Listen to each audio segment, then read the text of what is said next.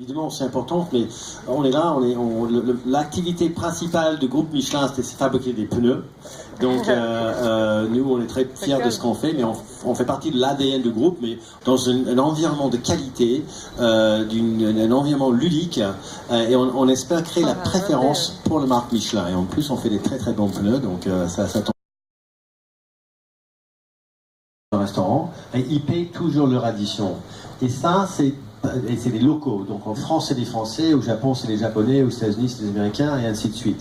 Et dans les 30 pays dans le monde où le guide est présent aujourd'hui, on utilise les locaux pour faire les guides.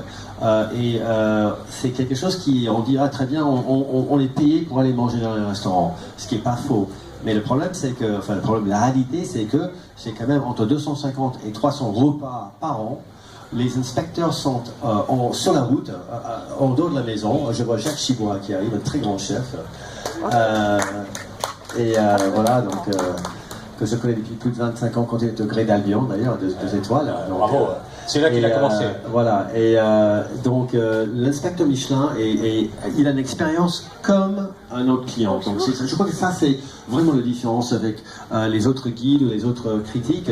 L'inspecteur du guide Michelin, il va dans un restaurant, il est anonyme, il mange comme n'importe quel autre client et il paye son édition. Et ça lui donne à la fois l'indépendance de dire ce qu'on pense et aussi le fait on n'a pas une...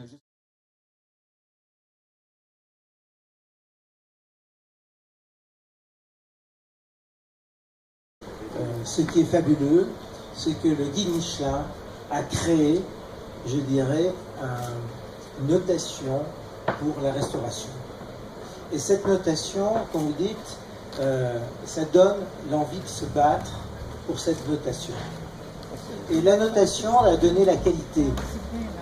Et plus les notations sont difficiles, plus la qualité va. Et tout derrière suit. Et ça a été important pour moi.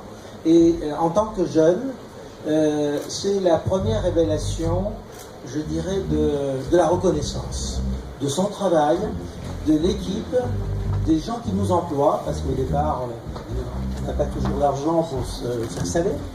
Et après, je dirais, ça met en valeur, je dirais bien sûr, des régions, ça met en valeur des produits, ça met en valeur beaucoup de choses. Et on a un profond respect du guide Michelin, parce que pour ma part, et je vais revenir à M. Michelin, et quand j'ai voulu quitter le Gré d'Albion et m'installer, casser la tirelire, parce qu'il faut casser une tirelire pour monter son établissement, et surtout sur la Côte d'Azur, c'est très très cher, donc on l'a cassé. Et j'ai été voir M. Michelin, et dit M. Michelin, vous savez, Jacques, vous voulez vous installer, c'est très bien. Et je vous en conseille parce que je devais, moi, aller tout avant, à Poincaré, avant Robuchon et Dupuis. Donc c'était les propriétaires du Gré d'Albion pour l'acheter, c'était une avis. Alors, et moi, il m'a dit, est-ce que Paris vous plaît? Je dis oui. Mais votre idée principale, je dis, c'est m'installer moi-même. Alors il dit, faites-le, mais faites une chose, faites grandir votre maison doucement. Et c'est vrai, et vous leur direz que l'année prochaine, s'il y a plus de clients, vous aurez un confort plus grand. On vous suit chaque année, Jacques.